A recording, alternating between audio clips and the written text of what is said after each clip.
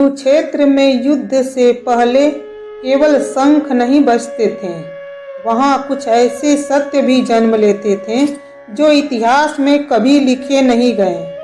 आज की यह कथा महाभारत के उस क्षण की है जब दो महापुरुष गुरु द्रोणाचार्य और पितामह भीष्म रणभूमि से दूर एक दीपक की कांपती लौ के सामने अपने ही निर्णयों के सामने खड़े थे। यह कहानी अस्त्रों की नहीं है, यह कथा है मौन की, पश्चाताप की और उन रहस्यों की जो यदि समय रहते बोले जाते तो शायद कुरुक्षेत्र का युद्ध ही न होता। जय श्री कृष्ण दोस्तों, स्वागत है आपका अपने YouTube चैनल ममता ज्ञान संग्रह में। दोस्तों, आज आप सुनेंगे कि आखिर मृत्यु से पहले द्रोणाचार्य ने पितामह भीष्म से क्या कहा। वह सत्य जो शस्त्रों से अधिक घातक था। यह केवल महाभारत की कहानी नहीं है, यह हर उस मनुष्य की कहानी है जो सही जानते हुए भी गलत के साथ खड़ा हो जाता है। तो सुनिए ध्यान से, क्योंकि यह कथा इतिहास को नहीं बल्कि आपके विवेक को चुनौती देती है। तो चलिए कथा शुरू करते हैं। कौरव शिविर में अर्धरात्रि का सन्नाटा उतर चुका था। आकाश में बादल थे पर वर्षा नहीं, मानो पृथ्वी भी निर्णय से पहले सांस रोके खड़ी थी। द्रोणाचार्य के शिविर में दीपक की लौ बार बार कांप रही थी। उनका शरीर थका हुआ था पर आंखें असामान्य रूप से जागृत। तभी बाहर से गंभीर पदचाप सुनाई दी। द्वारपाल ने झुककर कहा, गुरुदेव भीष्म पितामह पधारे हैं। द्रोण ने नेत्र बंद किए और क्षण भर बाद बोले, उन्हें रोको मत, जो आज आए हैं वे लौटने के लिए नहीं आए। भीष्म भीतर प्रवेश करते हैं। श्वेत केश पर झुकी हुई दृष्टि नहीं, दोनों कुछ क्षण मौन में एक दूसरे को देखते हैं। फिर भीष्म बोले, आचार्य, रणभूमि में आज तुम्हारा धनुष कांपा नहीं पर तुम्हारी दृष्टि कांप रही थी। द्रोण मंद स्वर में बोले, और तुम्हारी दृष्टि स्थिर थी पर तुम्हारा हृदय वह आज थका हुआ दिखा पितामह। कुछ क्षणों का मौन, फिर द्रोण ने स्वयं ही कहा, तुम जानते हो क्यों बुलाया है मैंने तुम्हें। भीष्म ने उत्तर नहीं दिया, केवल धीरे से बैठ गए। द्रोण बोले, कल या तो मेरा अंत होगा या फिर वह दिन आएगा जिसके बाद मैं स्वयं को आचार्य नहीं कह पाऊंगा। भीष्म की भौहें तन गई। तुम्हारा अर्थ? द्रोण की आंखों में पीड़ा उतर आई। मैंने जीवन भर शस्त्र सिखाए पर यह कभी नहीं सिखाया कि शस्त्र कब नहीं उठाना चाहिए। यह मेरी पहली भूल थी। भीष्म ने गहरी सांस ली और बोले, और मैंने जीवन भर मौन धारण किया जबकि बोलना ही धर्म था। यह मेरी सबसे बड़ी भूल थी। द्रोण ने भीष्म की ओर देखे और बोले, तो आज हम दोनों अपनी अपनी भूलें गिनने आए हैं। भीष्म गंभीर स्वर में बोले, नहीं आचार्य, आज हम वह कहने आए हैं जो इतिहास कभी नहीं कहेगा। द्रोण ने धीमे स्वर में कहा, तो सुनो मेरा पहला रहस्य।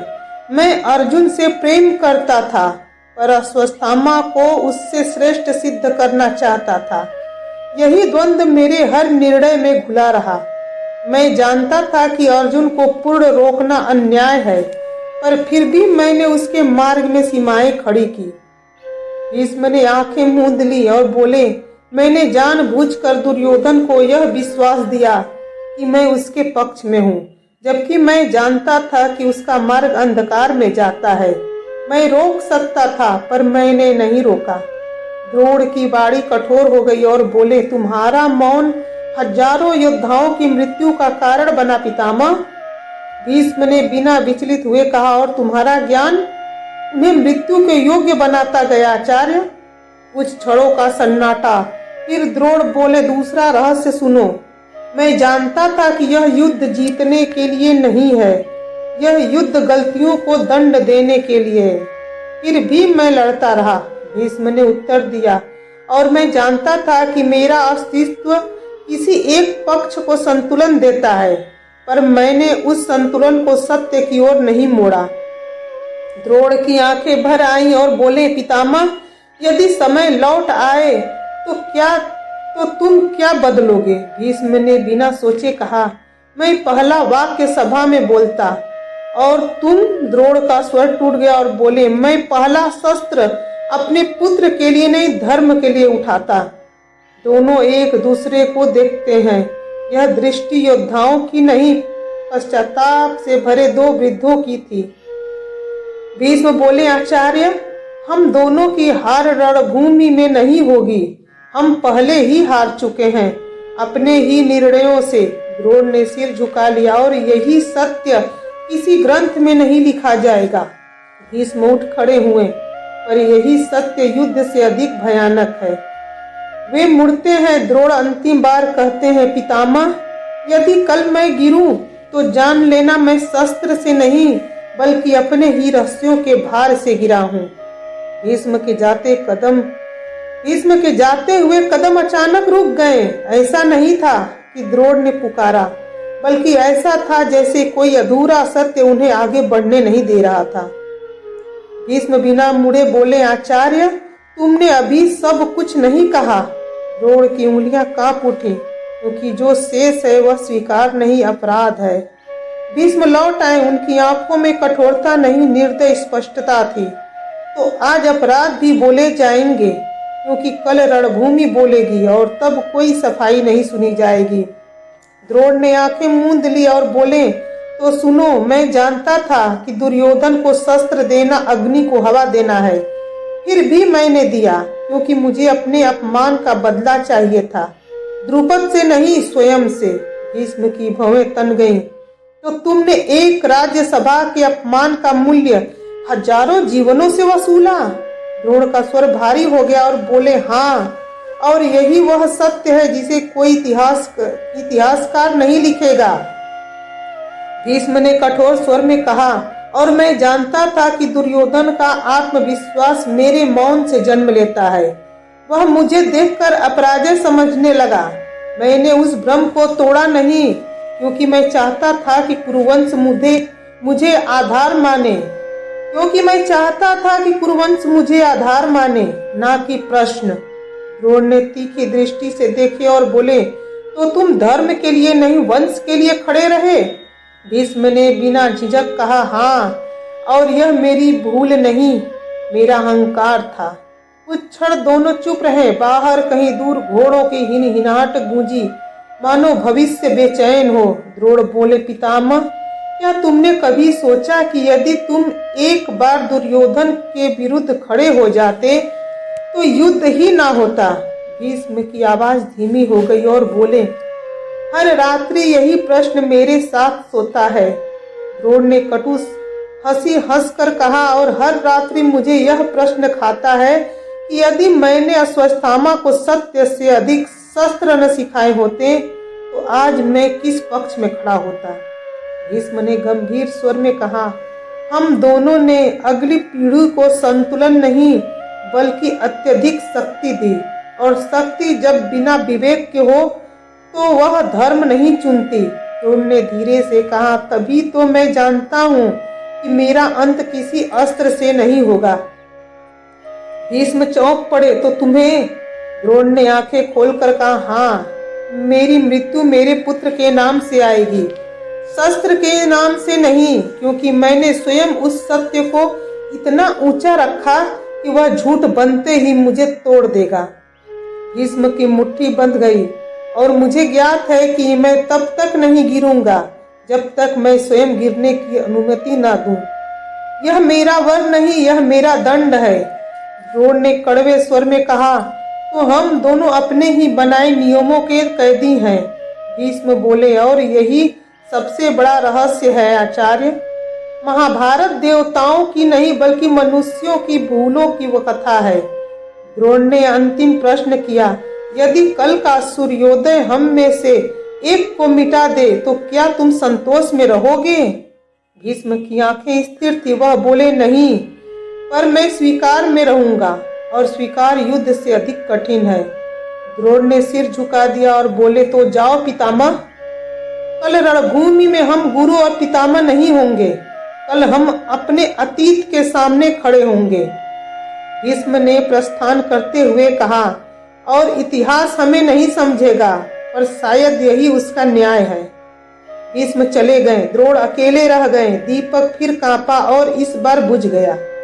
कुरुक्षेत्र की भूमि केवल युद्ध का मैदान नहीं थी, वह भूमि मनुष्य के भीतर चल रहे युद्ध का प्रतिबिंब थी, जहां शंखनाद से पहले ही मन टूटते थे, निर्णय कांपते थे और आत्माएं अपने ही प्रश्नों से घायल होती थी।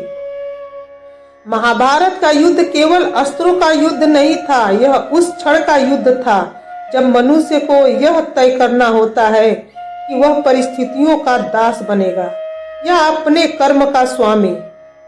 उस युद्ध में असंख्य योद्धा थे, पर हर योद्धा के भीतर एक अदृश्य युद्ध भी चल रहा था। कोई अपने अतीत से लड़ रहा था तो कोई अपनी पहचान से, कोई अपने भय से और कोई अपने निर्णयों से। यही महाभारत की सबसे बड़ी शिक्षा है। जीवन में सबसे कठिन युद्ध बाहर नहीं, अंदर लड़ा जाता है। कई योद्धा ऐसे थे जिन्होंने पराजय पहले ही स्वीकार कर ली थी। उनके शस्त्र चमकते थे पर मन बुझ चुका था। वे युद्ध भूमि में उतरे पर भीतर से हार चुके थे।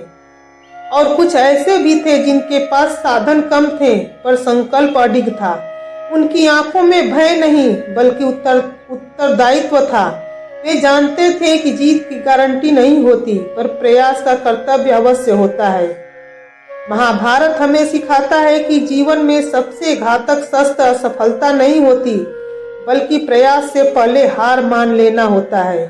जो व्यक्ति अपने कर्म से पहले परिणाम की चिंता करता है, वह कभी संपूर्ण शक्ति से कर्म कर ही नहीं पाता।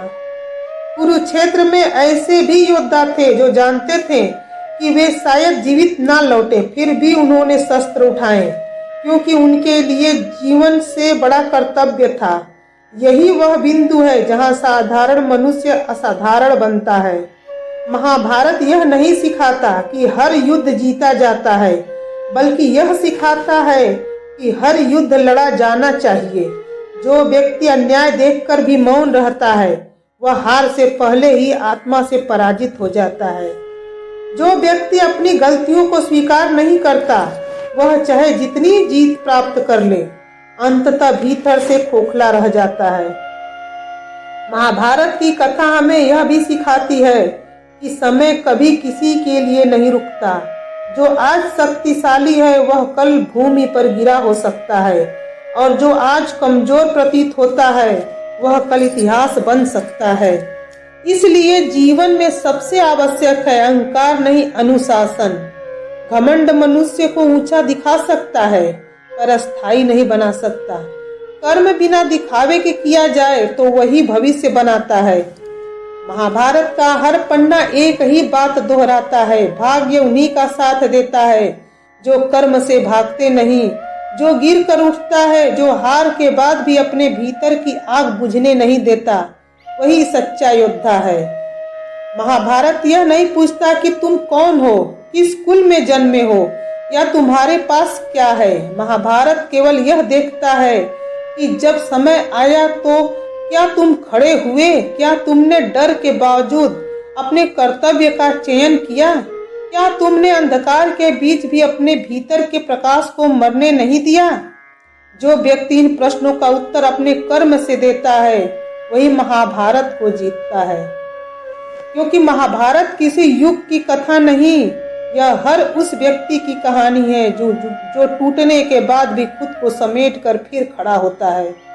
और जब कोई व्यक्ति अपने भीतर खड़े होने का साहस एक बार सीख लेता है, तो संसार की कोई शक्ति उसे रोक नहीं सकती। यही महाभारत की ऊर्जा है, यही उसकी प्रेरणा है, और यही कारण है कि हजारों वर्षों बाद भी यह कथा आज भी मनुष्य को अंदर से जगा देती है। जीवन में एक क्षण ऐसा अवश्य आता है जब मनुष्य थक जाता है, शरीर चल रहा होता है पर मन रुकने लगता है। उसी क्षण यह तय होता है कि वह साधारण रहेगा या इतिहास का अंश बनेगा। महाभारत उस क्षण की कथा है। कुरुक्षेत्र की भूमि कितने दिनों से रक्त देख रही थी। धूल में मिले स्वप्न, टूटे संकल्प और अधूरे जीवन उस धरती पर पड़े थे, पर युद्ध अब भी चल रहा था, क्योंकि थकान के बावजूद कर्तव्य समाप्त नहीं हुआ था। महाभारत हमें सिखाता है कि जब शक्ति समाप्त हो जाए तब चरित्र आगे बढ़ता है। कई योद्धा अपने पराक्रम के शिखर पर युद्ध में उतरे थे। उनके पास शस्त्र थे, सेना थी और नाम था, पर समय ने उनसे पूछा, क्या तुम स्वयं पर भरोसा रखते हो? और कई ऐसे भी थे जो पहले ही गिर चुके थे, जिनके शरीर पर घाव थे, पर मन पर बोझ था और भविष्य धुंधला था, पर उनके भीतर एक बात जीवित थी, मैं अभी समाप्त नहीं हुआ।